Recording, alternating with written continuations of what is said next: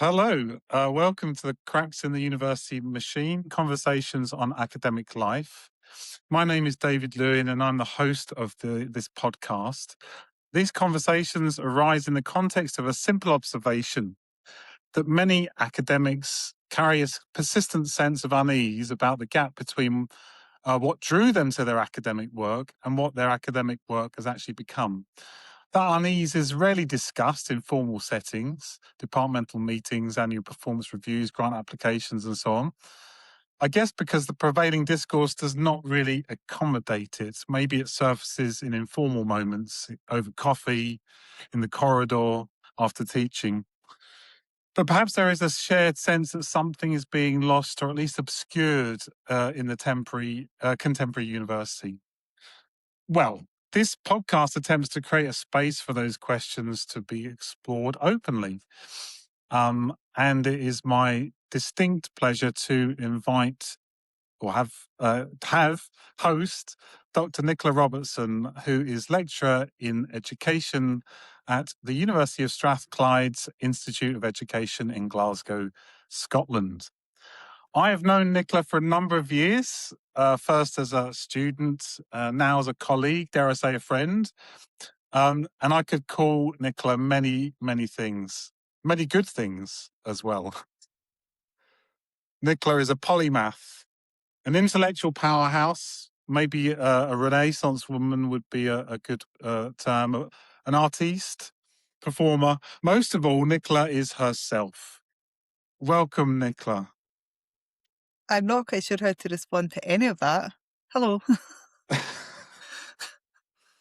Well, That's a you'll very strange introduction. get your opportunity Yes. to express yourself, of course, as we go into our chat. And so I've got some questions. You've got some thoughts, no doubt. So let's kick off. When you try to describe what you do to friends and family outside the university, what do you find yourself saying? And how close is that to what you actually do, would you say? The easiest thing to say to people who are not in the university about what I do is to say that I work in an education department. And because I come from a really working class family and we live in a working class area, and that's when people hear that, they say, well, you're a teacher then. And then I just usually say, yeah, if you want, because it's much more difficult to explain what actually happens. So if I say something like, because I research in popular culture, if I say, well, I go to the cinema and I watch films and then I write about them, they will think, well, why are you employed at a university at all? What has that got to do with Just listening? sounds like I having don't know. fun, right? Yeah, they don't get it. Or when I say I'm going to a conference in this place, they think I'm going on holiday, which is obviously not the case. Um, Someone once said, so you get paid to think?" Which I quite like. When they say that sort of stuff, I say yes. The border agent in America said, "You educate people about education," as though it was the stupidest thing he'd ever heard. And to that, I also say yes. So I just, however anybody wants to interpret what they think I do, I just say yes, it's exactly that. And it's Right. teacher, writer, thinker, very silly person who watches So TV a lot. you just adapt your answer to the context in which you find yourself, I guess. Yes, And you don't find that there's a absolutely. tension then, trying to kind of express something about the job that people don't make sense of or something. I mean, there's no sort of tension between what you understand your job to be and what you find yourself telling other people. I mean, you don't see that as a I problem, mean, as it were. yeah, there definitely is a tension, but I think it's better to just diffuse it immediately and just let them think what they think is happening is correct. Because then you get into the intricacies of trying to explain exactly what it is you do every day. And that is very boring. I think a lot of people think that academics do things that are really exciting because most of their interactions with academics happen on LinkedIn, where they write wonderful things about wonderful stuff that they've done. Right. If you tell people that you sat for 4 hours in a ref meeting that was miserable, who's going to want to hear about that stuff? Or 4 hours of So, emailing or marking essays or yeah, whatever. The day-to-day can be quite mundane. yeah, But there are absolutely. moments of inspiration too. Is that Well, fair? there has to be. I guess Yeah. there has to be. Yeah.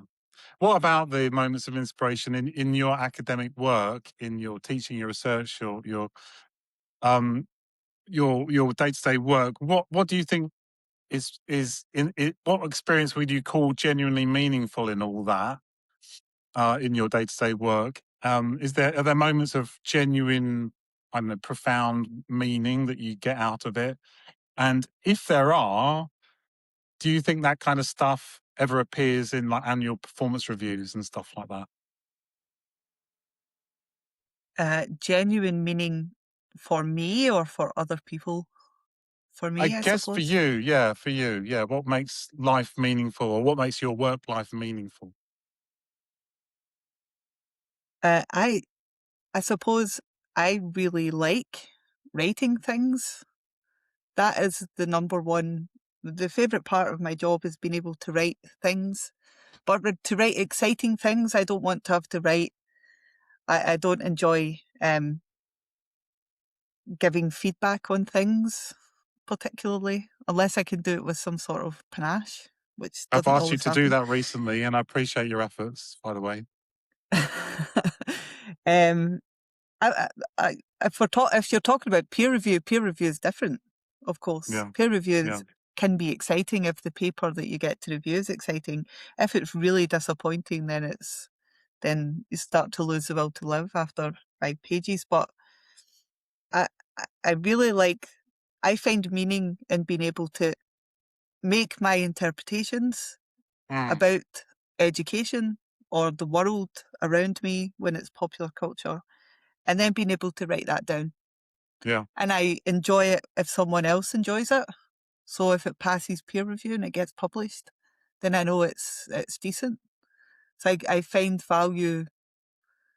If we're conflating value and meaning, I find value in that work when I know that it's been reviewed by someone who's probably better than me at this stuff, I guess.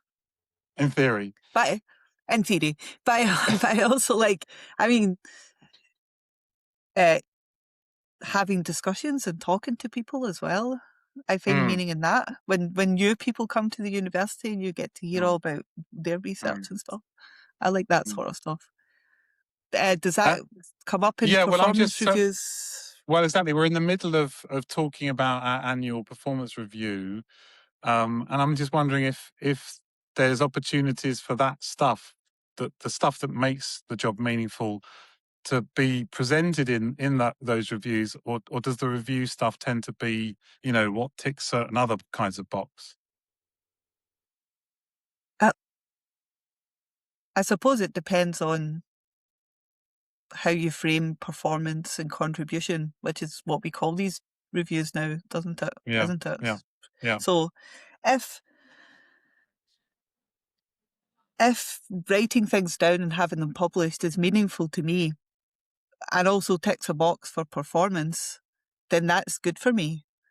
It means that the meaningful part for me is being represented. But if that's not the same sort of meaning that comes up for someone else, then their meaning is going to be not represented. So maybe there should be something in these annual reviews that where someone is able to write the part of the job that is most meaningful to them, Right, even if right. it's Well, not publishing.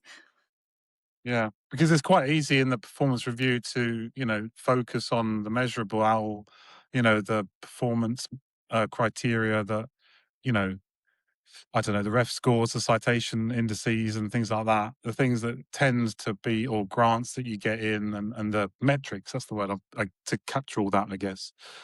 Yeah. Um, yeah, it's quite easy to let that get carried away and maybe, not have opportunities to discuss what's really meaningful about the job. Yeah, Um, I would agree. I agree with that. all right. So you're now working in this, let's call it a discipline of education studies, although there's some dispute as to whether that's the right term. Um, what drew you to education studies in the first place? And how much of that original pull, that original interest is still present in your day-to-day life, your day-to-day working life, that is? It's, it's a long story, but I'll try to keep it short. Okay. I was doing a PGDE at the University of Glasgow, which was not at all enjoyable. It was horrible. But I had all of these credits and I thought I should do something with that. I should do a master's degree. And so I came to Strathclyde to do a master's degree. But I was accepted to education studies and I was accepted to autism as well. So I had to make a choice. And I chose education studies in the end because on the course page, description page, it said philosophy of education. And I had gotten into philosophy when I was studying computer science. Uh, Anyone who's listened to the podcast I did for the Institute of Education will know it was a random going to the bookshop and pulling out one philosophy book, and that was it for me. So I thought, Yeah. I quite like philosophy, so I'm going to do this now, philosophy of education. So philosophy of education would be the pool. Um, and you have some responsibility for the fact that I still do that now, I suppose. It very much Me. does feature in my day-to-day work. Yeah, of course. That's good. That's good that you say that it's still there. You can still, you don't feel as Yeah. though, I don't know, that is squeezed out. No, I mean, and the meaningful part of my job, that which I've just described, the philosophy of education pool is still there. Yeah, yeah, yeah. But It, it sort of does go for it. and as a whole, your day-to-day life, you feel there's still a good sense that that's still part of, how you work. Absolutely, yes, for Wow. the Okay, most part. But obviously, that's there's good. lots of other stuff that we also have to do that's not anything to do with Yeah, philosophy of education. yeah, yeah. Because of course this discussion is framed as cracks in the university machines. It sounds like there's the university machine is operating pretty well so far. Um, this is more of an optimistic conversation than I was anticipating. But let's see how we get on. Maybe things will take a turn. I Okay, do let's. apologise. I usually have a reputation for being a pessimist, so I I know you're apologise. being very very positive today. It's extraordinary. Yeah, that's Um, good. so you write, of course, and when you sit down to write, who do you write for? Um, and has that changed? And does that ever change? So we've got these other things that we're supposed to be writing for, ref workshops and stuff. Hmm. Has that changed for you? No, I always and only ever write for myself because Kierkegaard said that we should only ever write for one person. Um, but also, I suppose in a way, when things come back after peer review, then you have to edit it, and you are sort of writing for an audience at that point. Right. You know that it's going to be seen by someone. But no, I absolutely and obstinately refuse to write for ref. Mm. I refuse to do that. I That think it it's a doesn't make any sense to me. yeah, but you have admitted though. I totally recognise this, and it's a very nice way of answering that there's a kind of initial phase of writing which is inspired. I'm going to call it. I don't know if that's the right word, but anyway, is you writing to yourself. But then there is an editing perspective that comes on, and then you're thinking maybe about the journal readers, I suppose, Mhm. or dare I say, where this might fit in a ref narrative. But you probably don't. Okay, maybe you don't go that far, but you do think of other readers at the editing stage. Yes, other readers of the journal. I Okay. mean, I'm quite terrible with peer review though, because I do often decline most of the suggested edits. I do. Right, but I always have a you're good engaged. reason, though. Yeah, that makes sense. But you're always engaging though with the academic community. I mean, that's what it sounds like. So to be writing for the academic community is a very different thing to be writing for ref, which is quite Yes. reductive and performative. Yeah. Um, all right, brilliant. So we have all these metrics. We've got the ref, we've got student satisfaction, citation, impact factors. Sounds as though those things don't very much, consciously anyway, shape how you work. Um, do you think they do, though, nevertheless, penetrate your working life, those metrics? Um, Insofar as they affect the institution, student satisfaction is mostly. I don't take any note. No, that's not true. That's. Let me rephrase that. Okay, so The metrics of student satisfaction, maybe you mean? yeah, if the institution changes things based on the metrics of student satisfaction, then it can't help but affect the way that I do my job, Hmm. because they might ask me to do some things based on the results of that survey. Yeah, But I personally don't look at those metrics at yeah, all. The yeah. same is true of ref. What was the other one you mentioned again? Impact factor? Impact factor, I don't even bother Don't with. even know what that. I mean, of course, I suppose student satisfaction is a curious one because naturally we would um, maybe have other ways of interpreting student satisfaction other than the surveys that are the formal process of capturing student satisfaction. In other words, we are in constant dialogue with the students themselves. We have, you know, um, internal review processes the students write and have meetings Mm. and focus groups about modules. So maybe we're more attentive to those. Is that? Um, yeah, I think so. I do read the end of module feedback stuff that students give, Yeah, and I will attempt to change things if they're not happy about certain things for the next cohort. It does seem a little bit ridiculous that they get to give feedback and then nothing can change for them, has to change for the next set of students. And if they're unhappy about things, I always tell them that they can just talk to me at any point. But apart from yeah, that, I'm not consciously soliciting views or yeah. um, yeah, thinking about student surveys and all that sort All of right. stuff. Right. Okay.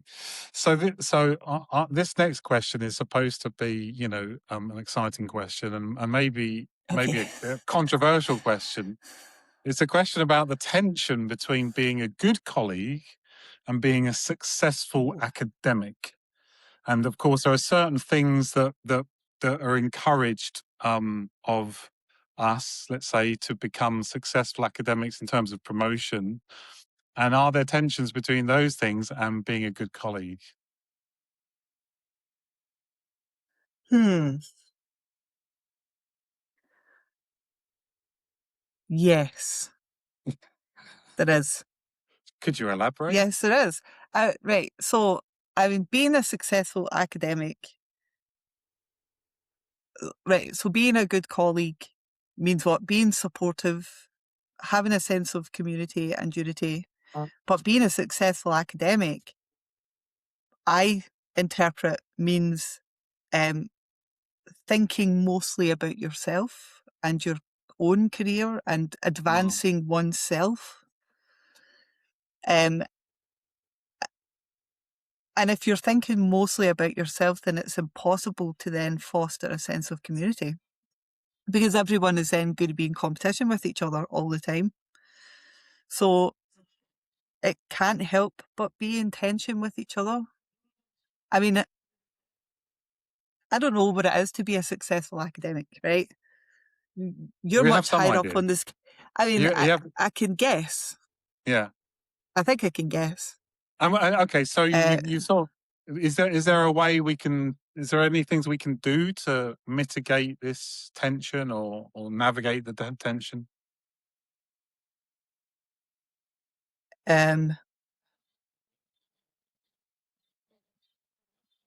I don't think so.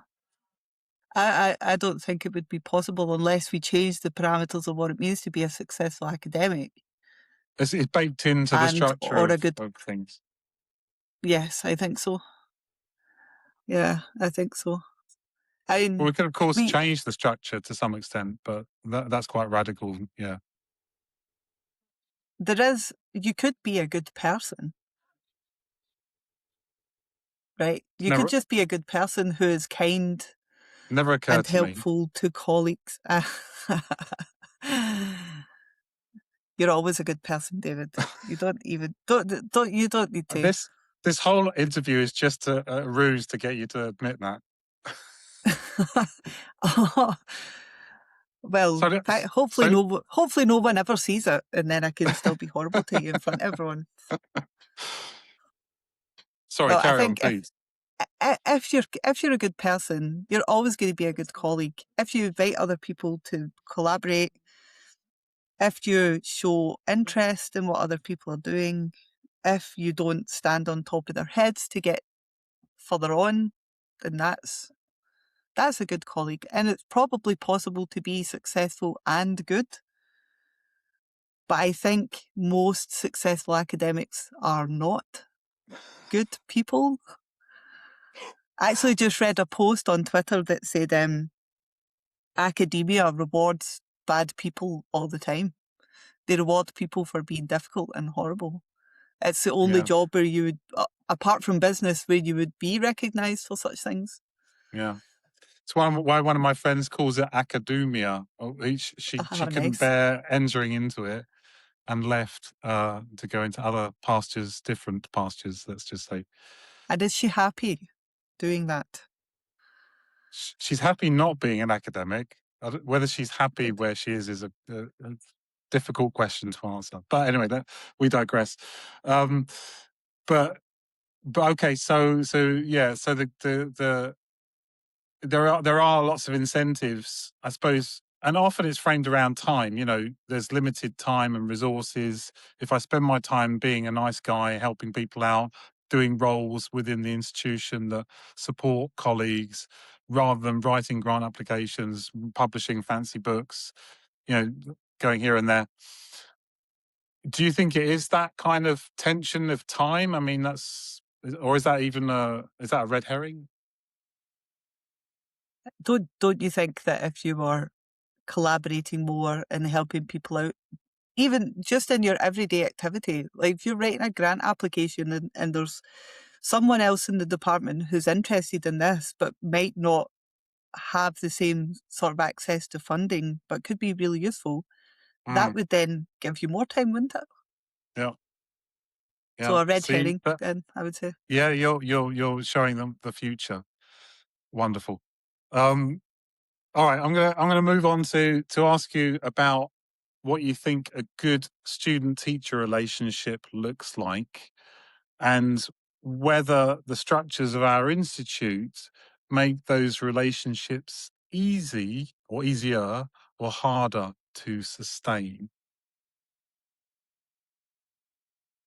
Yikes. Um, a good student-teacher relationship, I would always say, needs to have uh, certain levels of trust between the student and the educator. Um, they should be able to communicate freely. So, like, Mm. it shouldn't be limited only to the classroom. They should be able to talk. And I know that once again that question of time probably hampers that a little bit. Because you It because should you be chat more. to students all hours, don't you? You're very open at chatting to students at various Well, times online. certainly PhD students or PGR students, of course, I Yeah. will talk to on, like, almost as if they are my colleagues, Mhm, mhm. almost, with some very important caveats. So, but yeah, though I don't.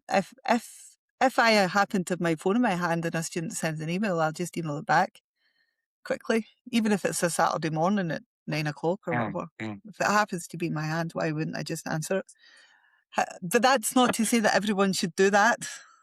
That's just partly because I'm a little bit lazy. But also, Um, sorry, you're in the middle of carry on. Yes. I just think it should be open. Like it should be much more open relationship than maybe institutional guidelines allow.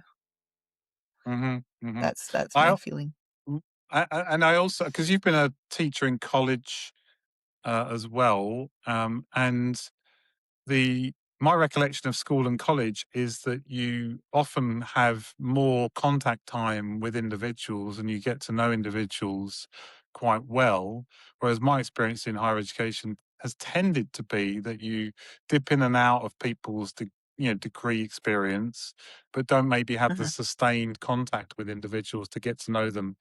Is that so? That for me, that's one of the things that I worry about. Is just simply the opportunity to get to know folk, because it feels like they're passing through quite quick. Yeah, that's true. And also, they seem sometimes to be quite intimidated by us, which I don't like either. Yeah, You I can't know, understand why. especially, Yeah, yeah, I don't yeah, understand that either. yeah. So it's hard to then, even at the first time you meet them, you have to sort of break through some sort of defense that they've put up because they're a little frightened. But then, I mean, I was frightened when I met you the first time, so I guess these That's why we these have things. that's why we have icebreakers. Although, of course, some colleagues hate icebreakers. But yeah, I mean, to create that atmosphere. Mm, I mean, I also complain about the physical infrastructure that we have in our institute. That it doesn't always create the best conditions for hanging out with students in a convivial way. this is true. But Yes. yeah, But all we right. but we have managed to create something nice with PhD students that could easily Yeah, filter down into masters and bachelor students. yeah. A more convivial way of doing things. Yeah, I think the particular relationship of PGR students is that it's sort of 1-to-1 or 1-to-2, or small group in the discussion. I suppose if you're an undergrad, you've got many tutors, and tutors have many students. It's a slightly different space. But yeah, in Yeah, that's general, true. I think I think there are things we could do. All right. Mm. Um, Moving on, do you feel that the language available in official academic contexts, like handbook talks about we have to describe learning outcomes, research plans, we have to describe research impact, we have these skill frameworks that are often used within the context, I don't know, of employability. Uh, all that language, all those frameworks, do you think they are helpful in describing what education is for? Uh, no, I don't think so.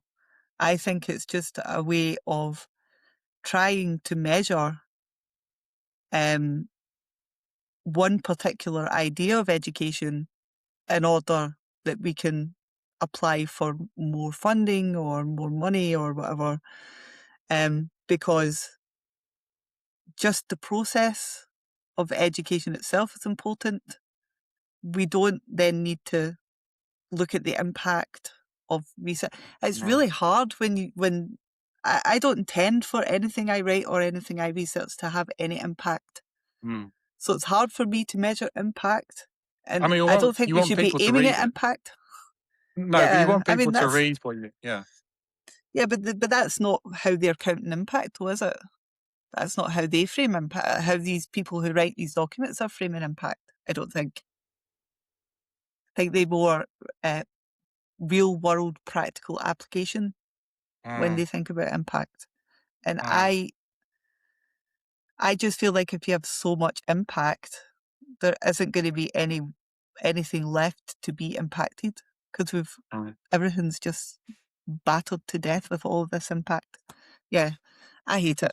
I That's don't an like it. interesting image. Now, you and I both share, I think, a skepticism toward the idea of learning outcome. I mean, the idea that you can dictate or describe what the result of an educational influence will be. Um, so, part of me wants to say that a learning outcome is is perfectly reasonable as a sort of general orientation to what you're trying to achieve. And I guess that to that extent, that's okay, right? I mean, or would you dispute? Would you depart from that? Um, it's an explicit representation of the educator's intention, maybe. Right, right. Yeah, That's a nice way of but putting it. Yeah. but then of course, what are we going to do when we write that down? What it's only going to tell the student what we would like or what we intend for them to change Hmm. in their relation to the world. That's it. Yeah. We can't Yeah. then use that learning outcome to measure anything. Well, of course, the So then assessment is it's supposed to demonstrate that the student has achieved those learning outcomes, and that's where, for me, it gets quite sticky. That the essay or whatever it might be is supposed to then be aligned to the learning outcomes that were described in the handbook. So I think that for me is the problem with learning outcomes is when we mhm, think we've achieved them. that's yeah, I would agree because it's I mean the student could take whatever we've given them over the 8 weeks of the module and go in a completely different direction, Mm, and it could still be it's still valid educationally because they still have changed somehow or they've picked up something somehow, but it's just not the exact thing that we intended for them to pick up. yeah, Doesn't mean that education has failed, it just means it's gone in a different direction. So I agree. I mean, it's not useful for yeah. I measuring mean, essays against and stuff. yeah. I mean, I'm not completely unsympathetic with the idea that we want to somehow try and measure what's taken place. Um, but yeah, it becomes rather strong. My next question is one that I put in brackets, Nicola, because when you glanced at my notes, you looked at. I think you said this is a silly question or a difficult question, but let me ask it and see what happens. If you could change one thing about the culture of your institution, Mm. not the funding, not the politics, just the culture, what would that be? Because I asked the question, and I'm not quite Mm. sure what it means either. What do you think? No, I mean,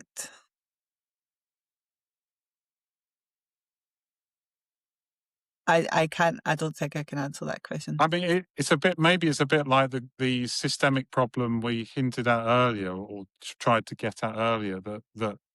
Um, Earlier when we were chatting about the tension between being a good colleague and being a successful academic, and that actually there's no sort of way to deal with that because it's systemic.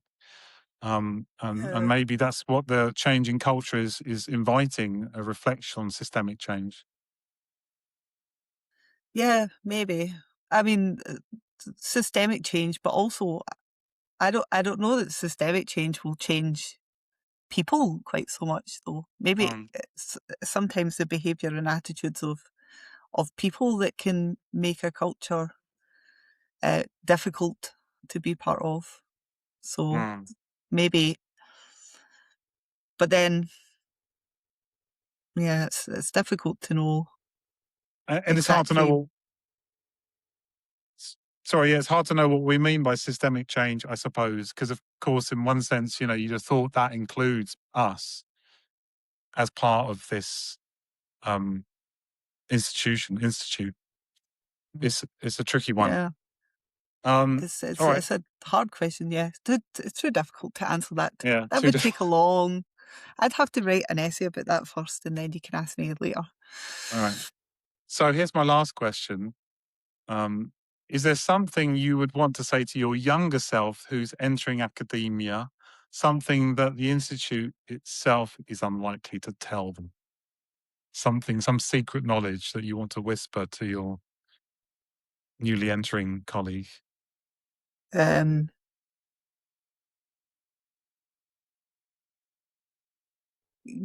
yeah, people. I would probably say No that. swearing, by the way. Hey, I don't swear. I don't need to swear. I've got a huge vocabulary. Very good. Um, don't expect too much from people. They the people you encounter may be incredibly bright, but they're also uh, not very reliable often. So, and don't get too hung up on what other people are doing, because it's usually not that great anyway. Is that Well, terrible, isn't it? well, every good. I remember hearing that every good conversation leaves you feeling sadder but wiser. Yeah, Which is exactly I how I feel apologise. after this conversation, Nicola. Sadder but wiser. It's been a delight to chat to you, Nicola, today. So thank you very much for your time. No problem. Nice to talk to you And as always. as always, yeah, enjoy your day. And thanks very much. Bye.